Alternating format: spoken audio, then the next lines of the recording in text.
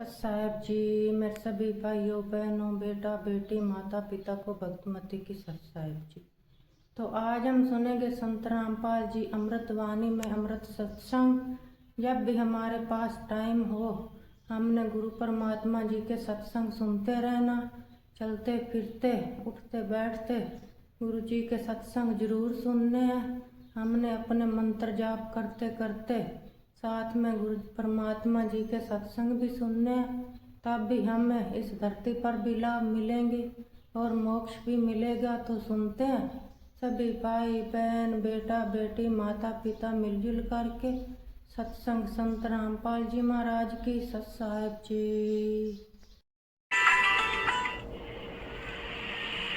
परमात्मा कबीर परमेश्वर जी कहा करते थे कि हे बोली आत्मा, तू कहाँ सुख तलाश कर रही है? 21 ब्रह्मांड में कोई सुखी नहीं। ब्रह्मांड 21 आग लगी है और कृत्रिम बाजी सभी ठगी है। घर घर में आग लगी है, किसी का शांति रही नहीं। क्यों? क्योंकि हम भक्तिहीन हो गए और सभी धन कमाने के लिए प्रत्येक नीचे से निम्न सत्र का भी कार्य करने के लिए उद्धत हो जाता प्राणी, फिर भी सेठ नहीं बनता। क्योंकि ये तरीका धनवान बनने का नहीं है। धनवान बनाकर भगवान की रजा से हम अपने तरीके से धनवान बनना चाहते हैं। कोई मिलावट करके, कोई रिश्वत लेकर, कोई चोरी करके, कोई डाके मार के कभी भी जीव उभर नहीं सकता। दोनों ब्रेक डाउन होगा। अब कारण क्या है कि जो आपके प्रारब्ध में लिख दिया आपके पूर्व संस्कार से, वो चेंज नहीं हो सकता। कब तक नहीं हो सकता? जब तक आप पूर्ण परमात्मा कबीर परमेश्वर की शरण में और पूरे संत उन्हीं की कृपा पात्र उनके द्वारा भेजे गए नुमाइंदे संत की शरण में नहीं आओगे, तब तक केवल आपको वर्क डन मिलेगा। आपका पूर्व जन्म का किया हुआ संस्कार ही मिलेगा। आपके भाग्य में दुख है तो दुख ही होगा, और सुख है तो आपको धन है तो कोई सुख किसको मानते हो? कोई संतान होगी, एक अधिकार कोठी होगी, बस इसको सुख मान लेते हो। और ये सुख है कितने दिन का? कल मृत्यु हो जाए परसों का क्या सुख है? तो ये स्वीकार करना पड़ेगा। तो कैसे हम धनवान बनेंगे? परमात्मा कबीर जी की शरण में आ गए और पूरे संत से नाम लेकर के और उनकी मर्यादा में रहते हुए आप भक्ति करके देखो, और फिर देखना वो परमात्मा आपको अपने कोटे से भी धन देगा। फिर आपको ऐसा विधि बताई जाएगी जिससे आपको ऑटोमेटिकली आपके पाप कर्म तो खत्म हो जाएंगे, संकट आने वाले के जो कर्म थे वो नष्ट हो जाएंगे और उनके स्थान पर पुण्य वृद्धि हो जाएगी। तो आपको परमात्मा धनी बनाओगा।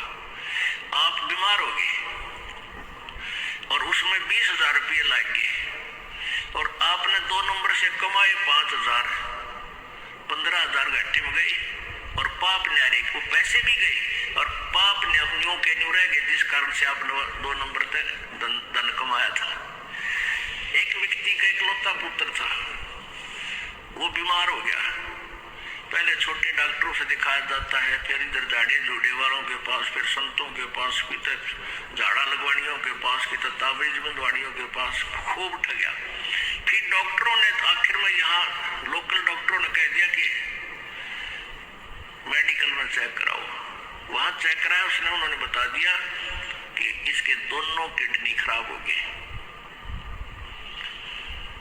और पीजीआई दिल्ली भेज दिया, ऑल इंडिया दिल्ली भेज दिया। वहां किसी रिश्तेदार से गुर्दा गर्दा लिया, पैसे पुसे लगे, यानी 3.5 लाख रुपए में वो किडनी चेंज होगी। लड़का स्वस्थ हो गया, खुशी मनाई, कोई बात नहीं, वो व्यक्ति दास को बता रहा था कि जो आप कथा कर सत्संग करते हो ये मेरे ऊपर पूरी लागू हुई। उसने क्या बताया कि मैं बहुत निकम्मा आदमी था, मैं बहुत जुल्म किया करता था। अब मुझे दिखाई दिए है आपके सत्संग के बाद आंखें खुल गई, मैंने कितने पाप करे थे। अब क्या हुआ कि उसने 6 महीने के बाद वो लड़का बस एक्सीडेंट में, दुर्घटना में मारा गया। इकलौता पुत्र हो गया नाश, जिसके लिए वो धन कमावा था, मेरा बेटा सुखी रहेगा, कोठी बना दूंगा, उसके लिए कार लूंगा, वो बेटा ना रहा। और जिस विधि से उसने धन कमाना चाहा था वह पाप न्यू के न्यू रह गए। ये गधा बनेगा, किसी का बैल बनेगा, वो पूरे करेगा जिसके उसने जो ठगे थे, वो दुख बहुत भारी बन जाओगे। उसने बताया था कि मेरा जो धंधा था कैसेटों का था, पर हर शुरू में एक कैसेट 40 थी, जो 32 रुपए की कैसेट मिला करती, ये 10 मिला करता, आज से 20 वर्ष पहले 32 रुपए की। और ऊपर मार्का होता सोने का और माल होता उसमें डुप्लीकेट, वो रिफल। कहता वो काम करा करता मैं। मुझे वो कैसेट इंक्लूडिंग उसके कवर और रिफल के थोक के बाद ले आता 2 रुपए में पड़ा करती, और मैं 32 रुपए लिया करता। 30 रुपए, 32 रुपए, 35 रुपए, जैसा जैसा दाव लग गया। और कुछ ही दिनों में मेरे पास पैसा हो गया। मैंने एस्टिमेट लगाया कि 2.5 लाख रुपए कमाए थे मैंने 5 साल में, और 1 महीने के अंदर 3.5 महीने, 1.5 महीने के अंदर 3.5 लाख रुपए मेरे बर्बाद हो गए, कर्जा और हो गया। और इस दास ने बताया कि ये पाप तेरे ऊपर न्यू के न्यू रह गए, ये भोगने बेटा बाकी है, पैसा रहा नहीं। फिर उस प्यारी आत्मा ने उपदेश लिया, अपना कल्याण करवाया कि परमात्मा कबीर जी की शरण माने से ठीक आपसे पहले जो हुआ सो हुआ, पर आगे गलती मत करना, आपके पाप नाश हो जाएंगे। जब ही सतनाम हृदय धरो भयो पाप को नाश, जैसे चिंगारी अग्नि की बड़ी पुराने घास। अब परमात्मा क्या बताना चाहते हैं, यदि तुमने धनी भी बनना है तो भी मेरी शरण में आओ। कबीर जी कहते हैं फिर तुम्हें यहाँ का धन भी दूंगा। जैसे विभीषण जी ने और मंदोदरी जी ने कबीर परमेश्वर जो मुनिंदर नाम से आए हुए थे उनके उपदेशों को ग्रहण किया था। उन्होंने उस कबीर परमेश्वर यानी मुनिंदर जी रूप में आए त्रेता युग में परमेश्वर से उपदेश लिया था, और भक्ति की थी जैसा उन्होंने बताया, मर्यादा में रही थी। जिस लंका को रावण ने घोर तपस्याएं करके प्राप्त किया था, वो लंका श्री शिव जी की साधना करके सिद्धि रिद्धि प्राप्त की थी। उस लंका को रावण नहीं रख सका, वो विभीषण को मिली। उस कबीर परमेश्वर के उपासक विभीषण वहां का राजा बनाया प्रभु ने। कहते हैं जय तुझे राजपाट भी चाहिए, हमरा धर ले ध्यान, ये बकवाद छोड़ दे। परमात्मा कहते हैं मन हो मनोरथ छोड़ दे, तेरा किया ना हो। और जब पानी में घी निकले तो लूखा खावा ना, कोई नहीं खावा लूखा, जाए पानी में बिलोए तो घी निकलता होता है। इन बकवादा तो सुख होता हो या धनी होता हो, कोई ना करके खावे। एक चोर था, वो चोरी करता था। एक भक्त किसान था। परमेश्वर कबीर जी आते रहते हैं रूपांतर करके। एक जीवन तो वो अपना वैसे जीते हैं, और समय समय कहीं कहीं प्रकट होकर 10-20 वर्ष कहीं रह गए, 10-20 वर्ष कहीं रह गए, अपनी प्यारी आत्माओं को फिर से भक्ति से सैचुरेट करते रहते हैं। तो वो रूपांतर करके प्रभु आए हुए थे, गुरु रूप में, संत रूप में विराजमान थे। उनका शिष्य था एक किसान। जब उसने उपदेश लिया ही था, कुछ दिन के बाद वो बहुत निर्धन था। उसके पास एक ही बैल था खेती करने के लिए, और उस बैल को उस चोर ने चुरा लिया। एक चोर ने, अब चोर ने वो मान ली 100 रुपए का बैल था, बेच उसने तो जितने पैसे मिल जाए उतने ठीक, कौन सा मोल ला रखा था, वो बेच दिया 30-35 का, और खाए पिए मौत उड़ाई। पुराने समय की बात है। अब उसमें 100 रुपये का आज 10,000 का बैल, इतनी तुलना समझ लो। अब उसने फिर, क्योंकि चोर ने तो कमाई थी, खा पी फुर्रोए, फिर भूखा मरा, फिर चला चोरी करने के लिए। घूमता घूमता उसी साइड चला गया।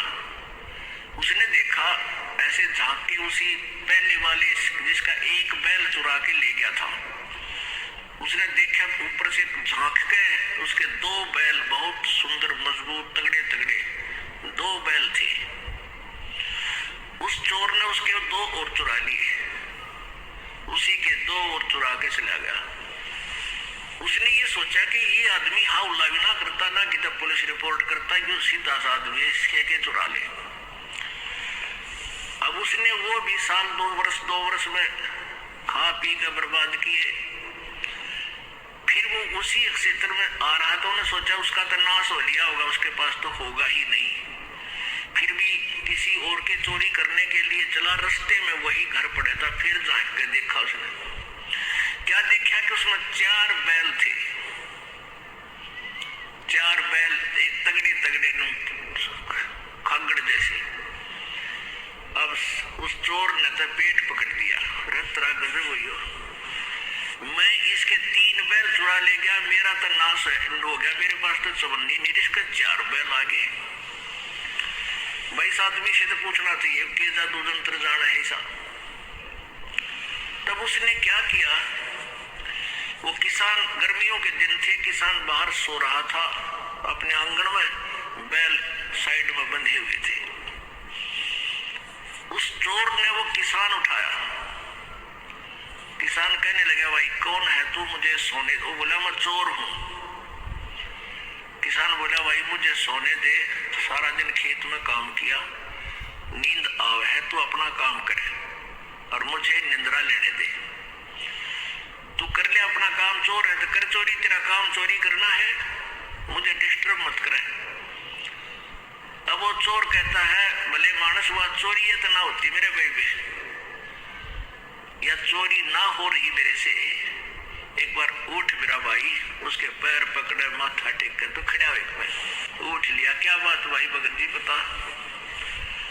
और चोर कहने लगा, भाई एक बात बता, मैंने मार दिए थे, छोड़िए भाई, सच्ची बताऊंगा। तेरा बैल, मैं चोर हूं, तेरा पहला बैल भी मैं चुरा के ले गया था, और तेरे 2 बैल बंदे पाए, और वो 2 भी मैं चुरा ले गया। आज तेरे 4 बैल है, मेरा नाश हो लिया, नो का नो, बालक भी बीमार, किसी का कुछ हो रहा, हर पैसा मेरे पास नहीं। भाई ये क्या कारण है, ये कौन सा जंतर मंत्र तेरे पास है, मुझे भी बता दे। किसान बोला, भाई जंतर मंत्र तेरे पर हो कोड़ा, तेरी आदत बिगड़ गई, तो चोरी करके जो खा लेगा उस पर काम ना बढ़े। नो बोला, मैं कति काम जो तू कहेगा मैं वही कर लूंगा। तो उसने कहा, भले मानस, भले पुरुष, यदि चोरी करके 2 नंबर तक कोई सेठ हो तो फिर कौन करके खावे, सारी चोरी करने लग जावे। आप भाई एक शर्त है, आप हमारे गुरु जी के पास चलो, उपदेश ले लो और ये बुराई छोड़ दो। 1 साल में 2 वर्ष में तुझे दिखा दूंगा, तेरी ठाठ होए, भगवान सब कुछ कर सकता है। वो कहने लगा, भाई जैसे तू कहेगा मैं ऐसे कर लूंगा। अगले दिन काम छोड़ दिया, उस किसान ने खेत नहीं जोता, उस दिन उसको नवाया धोया, खाना खा और चल सतगुरु के पास चले गए। उसने सारी बता दी, तो सतगुरु जी के सामने जाके अब संत जी कहने लगे, बेटा तेरा सौभाग्य है, तेरे एक भी बात समझ में आ गई, कोई बात नहीं। फिर वो ज्ञान सुना, रोने लग गया वो चोर के, भगवान मन से घने पाप कर दिए इस पापी के, तो कभी ये पाप भी समाप्त हो जाओगे। उसने क्या बताया चोर ने कि एक व्यक्ति, वो शाम ने भैंस लाई, 6 महीने में उनको भैंस का जुगाड़ बना, कुछ अपने घर से पैसे इकट्ठे किए, कुछ दूसरों से इकट्ठे किए, वो भैंस लाई और परिवार के लोग बड़े खुश हो रहे। मैं छुप कर बैठ गया उस चोरी करने के लिए। वो बच्चे कह रहे थे माता पिता से कि बहुत दिनों में दूध हुआ है, मेरी दही रखना, मैं मक्खन खाऊंगा, मैं ऐसे करूंगा, और बड़ी खुशी मना रहे। रात में मैं चोरी कर ले गया उसको। अब क्या बीती होगी उन परिवार के सदस्यों के साथ, तो सुबह हाहाकार मची होगी। तो ये पाप परमात्मा मेरे कट जाएंगे। प्रभु बोले, गुरुदेव बोले, बेटा ठीक है, अनजाने में ये प्राणी ना जाने कितनी गलतियां कर देता है, पर उपदेश ले, आज के बाद पाप मत करिए, नहीं फिर अक्षमा नहीं होगा। दोनों कान पकड़ दिए, जी फिर चोरी नहीं करूंगा। फिर उसने कहा जा उपदेश ले और भक्ति कर बेटा, देख रंग भगवान के कुछ दिनों में। अब उसके बच्चे बीमार थे, उधर से चोरी करके ले जा, उन बच्चों में लाग जा, एक अंधा हो रहा है कि टांग टूट, पैरालाइसिस हो रहा, इतना बुरा हाल उसका। उन बच्चा ने लिया ठा के साया ने, एक गुरु जी उपदेश दे दो, इन पर दया करो। वो नाम लिया, धीरे धीरे बगैर ही औषधि के मालिक के आशीर्वाद तो बालक भी ठीक होने लगे। अब उस किसान ने कहा कि ले भाई, ये एक बैल तू और ले जा और अपना कमा ले, धंधा करके खा भाई। वो कहने लगा, भाई बैल तो मैं ले जाऊंगा तेरा एक, पर तेरे पैसे दूंगा सारे, पहले वाले बैलों के भी और इसके भी। किसान बोला, भाई वह तो तेरी मौज है, बाकी मैंने तेरे पैसे इकट्ठे हो सकता नहीं। तो उसने क्या किया, अपना धंधा करना शुरू किया। 2-3 वर्ष के बाद उसका खूब ठीक गुजारा हो गया। तो 3 बैलों के पैसे, 4 बैलों के पैसे लेकर उस किसान के पास आया। कहने लगा, भाई तेरा भला हो, आपने मुझे बहुत ही अच्छा मार्ग दिखा दिया और ये पैसे ले तेरे सारे। उससे किसान बोला, भाई मेरे को पैसे मेरे परमात्मा ने दे दिए थे, 4 बैल बांध दिए मेरे। एक सीजन में इतनी कणक होगी थी मेरे पास, और 4-3 बैलों की चोरी के भी सब में ठाट कर दी। ये पैसे मालिक को दे, तेरा पुण्य बढ़े। वो दान करवाए मालिक दाता के पास, गुरुदेव के पास जाके। तो पुण्यात्माओं, हम परमात्मा की परिभाषा से बहुत दूर हैं, परिचित भी नहीं है, इसलिए हम पाप पे पाप करते जा रहे हैं, दूने दुखी हो रहे हैं।